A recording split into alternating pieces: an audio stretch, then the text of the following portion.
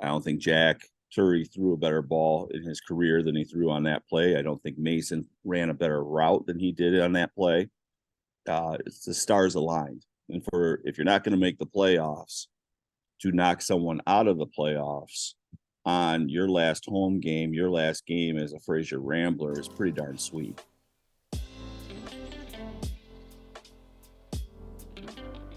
Welcome to the first episode of Triple Option, where we take an inside dive in how different decisions and circumstances shape the identity of coaches. My name is Calvin Custance, and I'm excited to announce today's guest, Jon Skaladanowski. Coach Sklad is the head football coach at Fraser High School and is one of my biggest mentors. I've been extremely excited for this interview, and have fun watching. All right, Coach, so today we have Jon Skaladanowski, the head coach at Fraser High School, the school that I graduated, coming off a pretty good season. Some things didn't go your way, but in the end. So, do you want to talk about the last game, or do you want me to? I was at the last game. All right, so last game against Troy High School, a school that beat us pretty bad in my last career game. So, they need to win to make the playoffs, and it came down to there's about 2 minutes left in the clock. We're at 4th and 25. Yep. We get a 40-yard completion. I'll hurry up. We end up getting to, the 5 or the 10-yard line? We got to the 5, got pushed back on a penalty to the 10. Yeah, pushed back to the 10. We have one final play. There's 3 seconds left on the clock. Call the play. Mason scores a touchdown. We end up winning by, 1? And then knock them out of the playoffs. Just that was an awesome game. So how was being a part of that as a head coach after all the preparation going through the season? What was going through your mind? Well, I just think it is a sweet send-off for our seniors. We thought we had a chance to make the playoffs this year, and we dropped a game early that really hurt us. But the cycle of coaching and the cycle of a season, if you remember, because you were there too, in week 2 we lost to Tower, and we got the ball with 6 minutes left, down 6. Same situation, only with more time. We got down to their 15-yard line, and we had 2 plays to make it happen, and we weren't able to make it happen in those 2 plays. Fast forward to week 9, we played Troy, and with 2 minutes left, same situation, only with 2 minutes left, we were able to get there, and they got to make the play. And, I don't think Jack Turry threw a better ball in his career than he threw on that play. I don't think Mason ran a better route than he did on that play.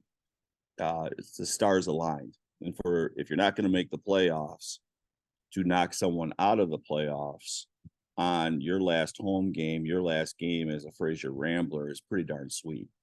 And it was just so good to see our players never give up, going after it, battling on every play until the final whistle. Things we preach about all season long, that maybe sometimes we didn't get what we needed out of things sometimes. To get that in the last game just makes me proud. And I've been part of playoff games and all sorts of games, and that was one of my best wins that I've ever been a part of, for sure. Mm-hmm. So today I want to take a deep dive on you and your career and how different situations and different decisions that you've made, both where you've gone coaching, maybe decisions that you made in the program, how that has shaped both the Fraser program today and your personal coaching career. So could you tell us about your playing days? What sports did you play in high school? I know you played in college. Could you just give us some details about that? Yeah, well, in high school, long time ago, I was always thought of, in my athletic career, I was always thought of a baseball player, because there wasn't many youth football things to go on, but there's a lot of youth baseball. So my freshman year, I played football, I played basketball, and I played baseball, but I started on the varsity as a freshman, which back then was kind of unheard of. And my sophomore year, I made varsity in football and in basketball. And our football program was pretty darn good back then. My sophomore year, we went to the regular season undefeated and lost in the regional final. That was a very, very good team, very senior oriented. My junior year, we went 8-1 and then made it to the semifinals. And then my senior year, we went 7-2 after starting off the season 1-2. And we thought we had a horrible year because we were 7-2 back in the day. Made the playoffs, lost 7-0 in the what you would call now the district final game because there was less people to go in the playoffs. In baseball, we won the MAC title my junior year. We made it to the regionals my junior year. And I had a very successful career at that. But when you're talking about colleges, basketball, we weren't very good. And I was very much a football player playing basketball. And I decided to not play my senior year because there was a coaching change. Not that I didn't like the coach, but I didn't want to restart everything. And I had to get ready for college, because I didn't decide where I wanted to go. So I went through the recruiting process for football, and I got some offers from some D2 schools, but it was always thought of that I was going to play baseball. Loved both sports, still love them to this day. But what ended up happening is I ended up getting a scholarship for Division I baseball. So I decided to take the Division I baseball route rather than the Division II football route. And it helped me in so many ways. Everyone, people think of you as a baseball or football. Knowing different sports, knowing coaching styles of different sports. Coaching is coaching. I believe it's teaching. If you know how to teach, you're going to be okay to coach. And so I spent 4 years at the University of Toledo, and my senior year, and this is where I would think this really affects me. And my mom said something to me, and I'll explain in a second. My senior year, I'm going in, I'm captain. I had a great fall. I was going to be batting fourth, playing first base, senior year, all set, ready to do it all. And the last day we had 2 weeks of conditioning in January. And the last day of conditioning, we got done on a Friday. And I woke up Saturday morning and I felt like I had a cramp in my leg, and I straightened out and I felt a pop. Well, I ended up blowing out my L5S1 disc. So I had numbness in my leg and a shooting pain. And in college, that thank God it happened in college, because it happened on a Saturday. I saw my trainer on Saturday evening. I saw a neuro or a spinal doctor on Monday, and Tuesday I had surgery. So nowadays, if you do it when you're not in sports, you wait 6 months, you do physical therapy, you do all that. There was no time for that because the season was starting. And after I had surgery, they said I'd be back to 6 to 8 weeks. Well, after 8 weeks, I just didn't get any strength back into my leg. I could barely run. I could swing a bat, but I could barely run. So that taught me, and I went through a little bit of depression on that. I mean, that was very upsetting to me. And my mom called me and she said, you know what? Maybe this is a life lesson that will make you a better coach when you get older. And it certainly did.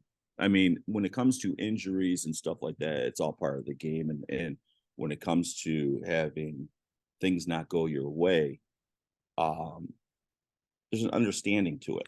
There's things happen, life happens, injuries happen. Keep your head up and keep on going. And I think that's helped me as a coach. So when I got done, I always knew I wanted to coach. Ever since high school, my head coach, who was Ray Barr, he's a Hall of Fame coach, still around. He said something to me. The point is, I've never had a player like you that would rather coach than play.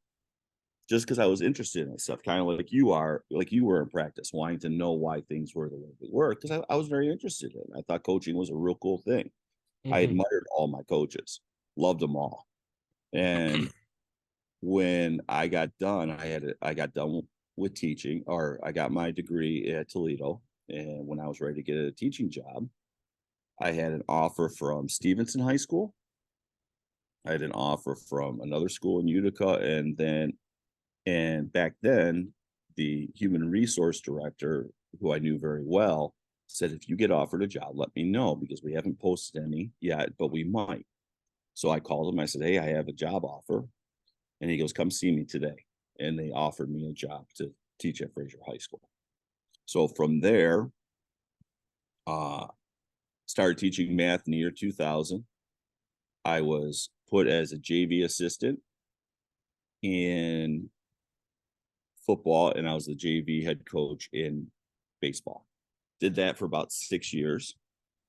And then after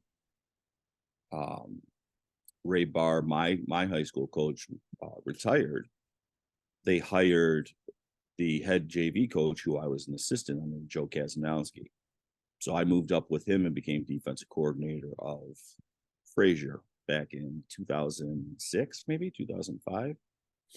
And we did not have a very successful run.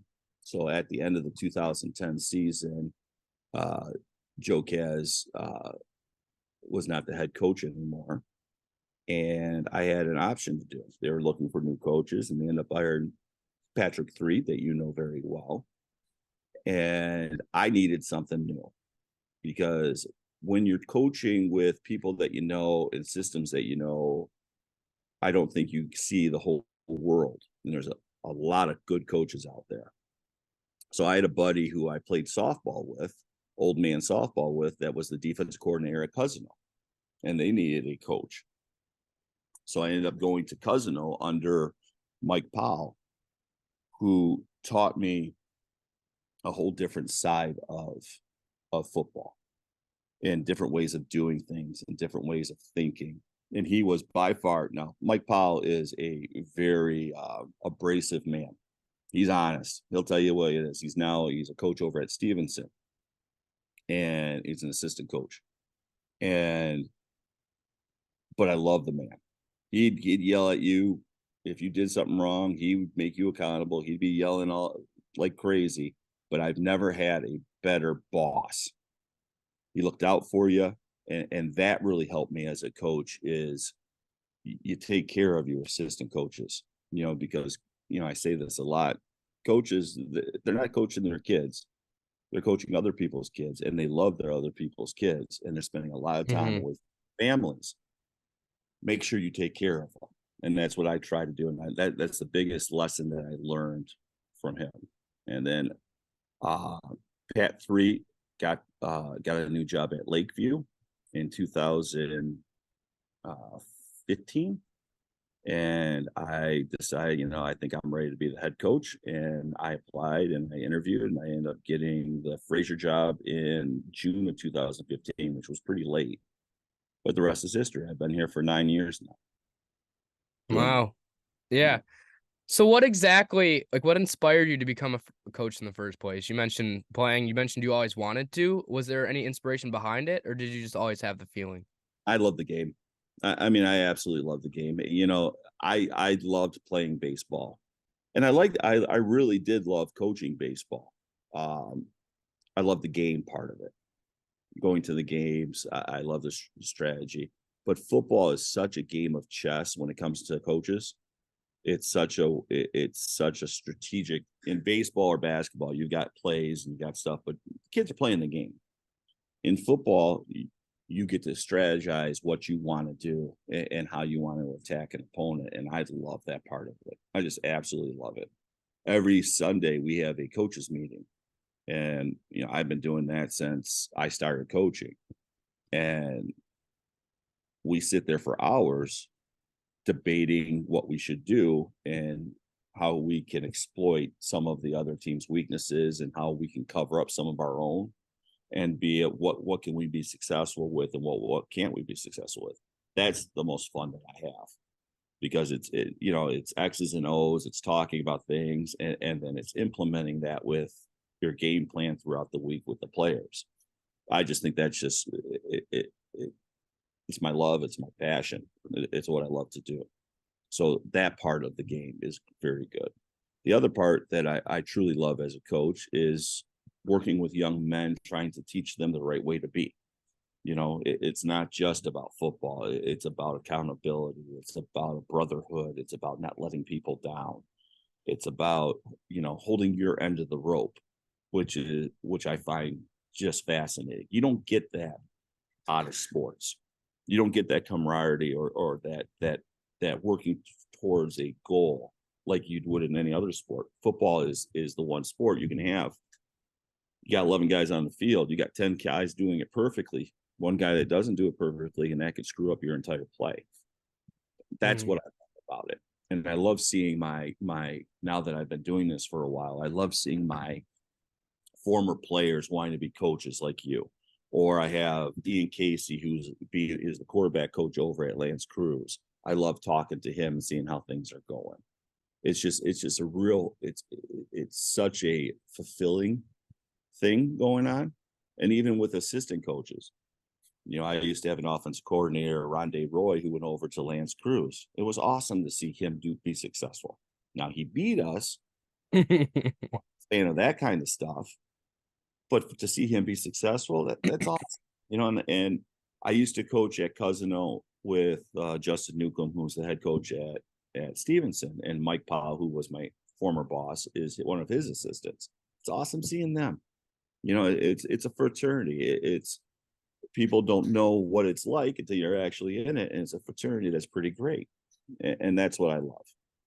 Mm-hmm. So you mentioned your first coaching job being a JV assistant. So we're going to focus more on the football side of things because with you being a varsity football coach, but what were some of the challenges and the lessons that you experienced in that first role? Coaching ain't yelling.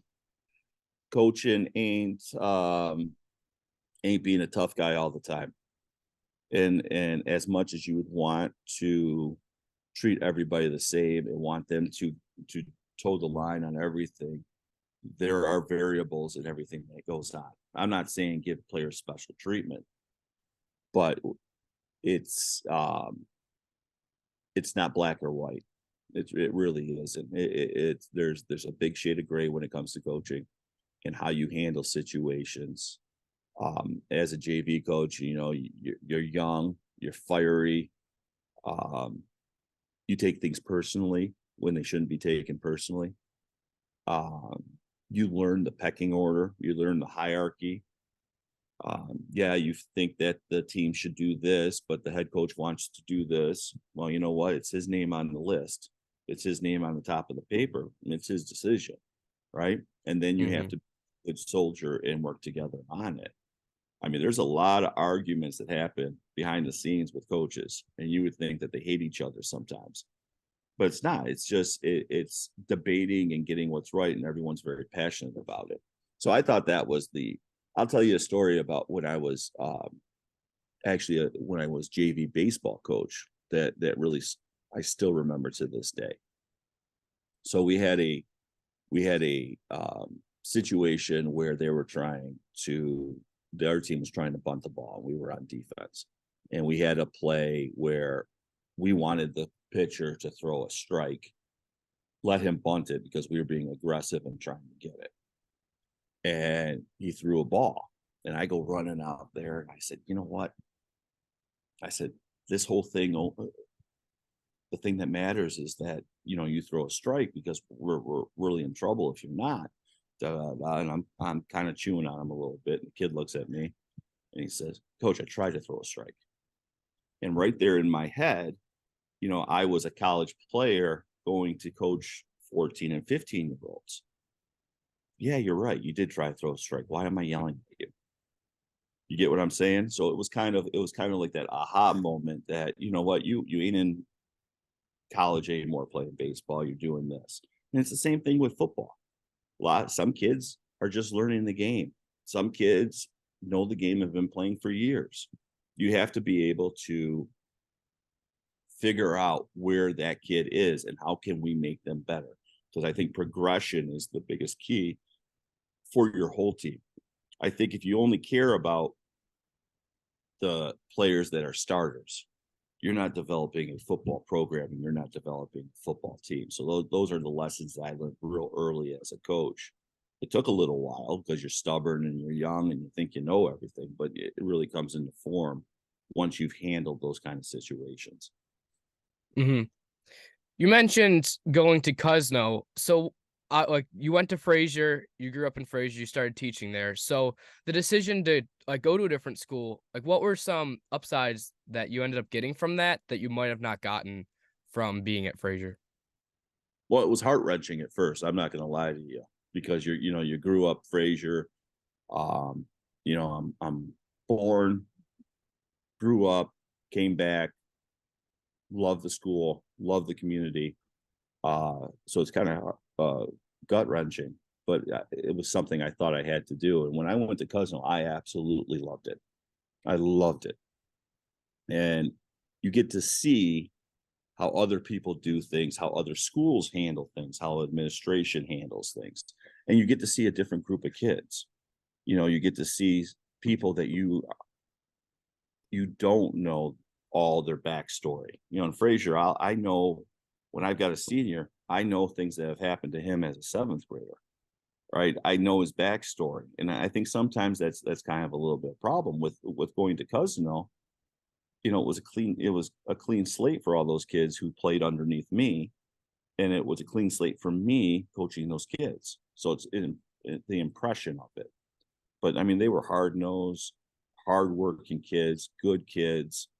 And it's learning philosophy differences with other coaches. When you have a new set of coaches, it's sometimes really good to have new blood because they think of things in a different way. You get stagnant. You think of things as a coach, you think of you got your philosophy and you got what you want to do, and you know what you want to do. But it's not bad to have another set of eyes saying, how about this? Or did you ever think of it this way? And I think I learned that quite a bit at Cousino. They just did things differently. And and some things they did the way I wanted to do because I was new and they were listening to me. So that was also a good thing. When you were the defensive coordinator, when that job opened up, did you apply for it? And if you didn't get it, like what was your response to that? What, at Fraser? Yeah, Fraser. When Coach 3 got it, did you apply for that? No. I decided it was time for me to have a change before they got a new head coach.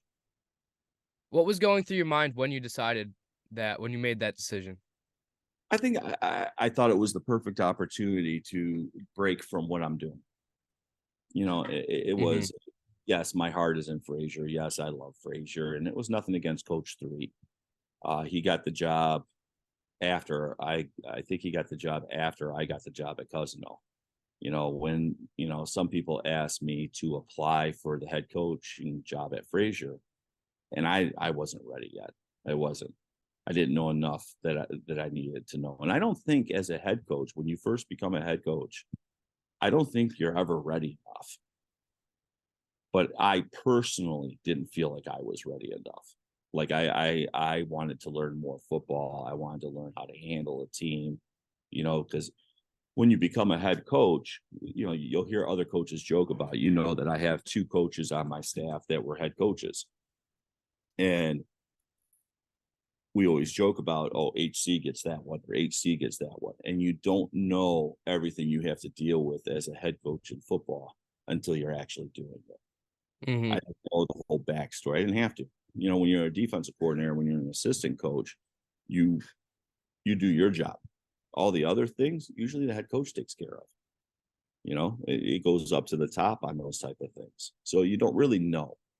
But going through my head, I loved the kids. This was 2010. I'd loved the kids, and there's some good kids coming back, and I was sad that I couldn't continue to coach them. But it was a very good opportunity for myself to step back, learn more, become a better coach and a better person in my own right. Mm-hmm. Can you talk about the importance of ongoing learning and professional development in your coaching career? Oh, it's everything. It's keep it on top. Listen, and as well as I know, my number one play that I love to run is power, and so does TI, right? Mm-hmm. Number one play when I played football, when we were in a pro offense back in the 90s, was called Black Pro 26. What that was power. That's what it was, right? So the game changes immensely, but doesn't change at all. It's the same plays, but it's just different philosophies and how you do it now. Back then, we were under center. We had a fullback at 4 yards offset, and we had a tailback at 6 yards, and we reverse pivot. And we had a tight end. He blocked down. The backside guard came through the hole. Fullback does a J block out, and we ran 26. And we probably ran that, I would say, 50% of the time. I mean, that was our number one play. We ran all the time. Now, fast forward to 2023. It's now 30 years since I put on, or close to 30 years since I played.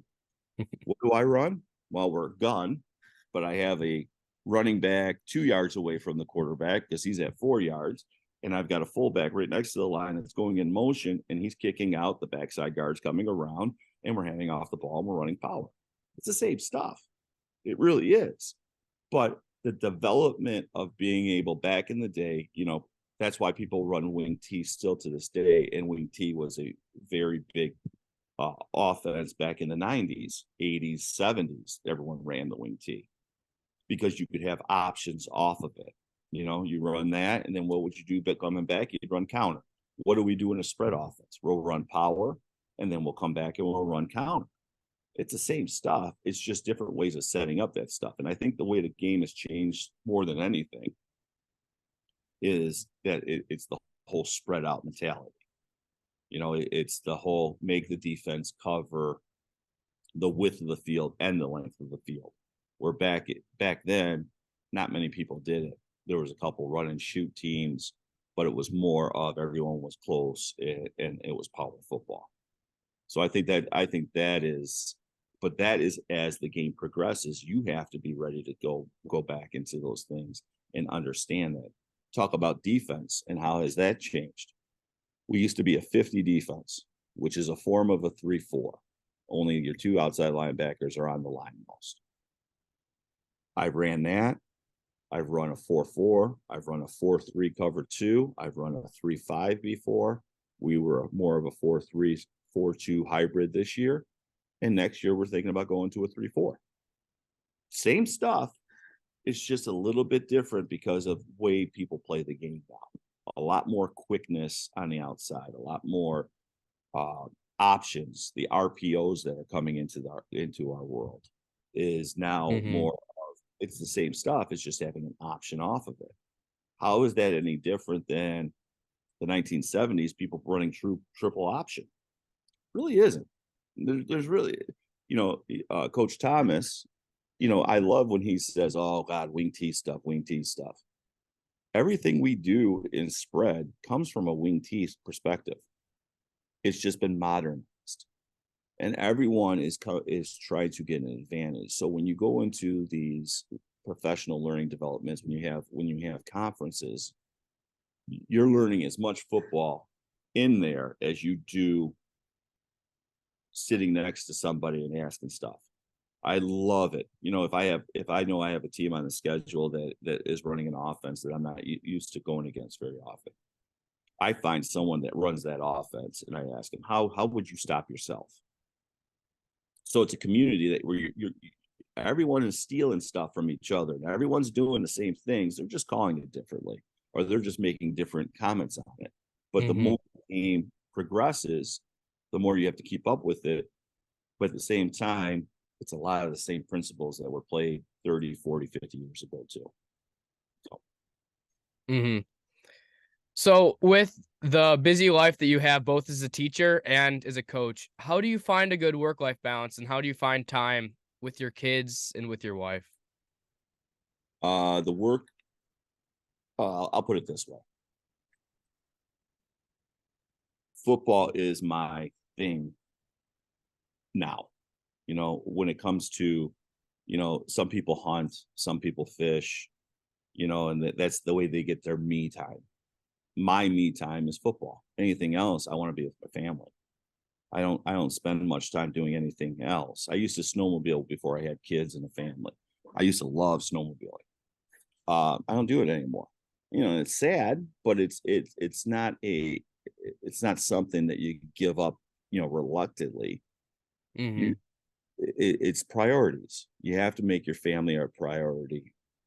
but also you have this job as a football coach. My family is my priority, but at the same time, this is the thing that I love doing.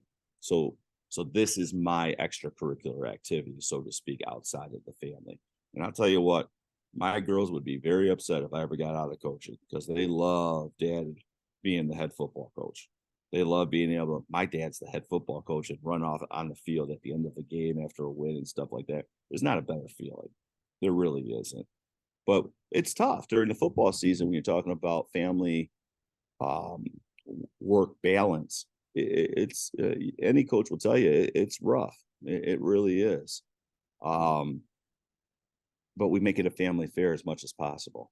My coaches are part of my family. My kids know all the coaches. They love Coach Pat because Coach Pat gives them candy every time he sees them. When we have those coaches meetings, most of the time we have them at my house. And it's a family thing. They know my wife very well. They call her the boss. So it's a fun thing, but it is difficult to keep that balance. There's no doubt about it. Mm-hmm.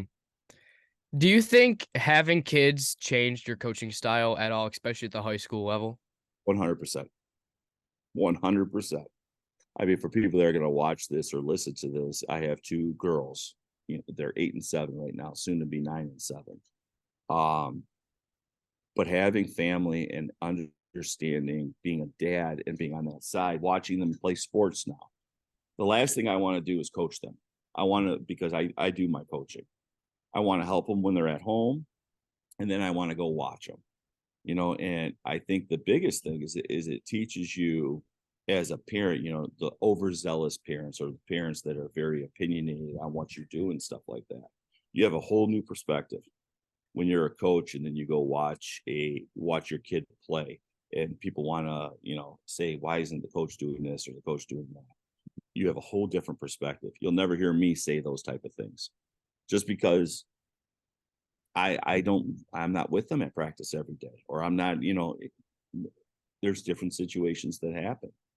But also caring about the player, the person, which I don't think I think I've done a good job my whole career.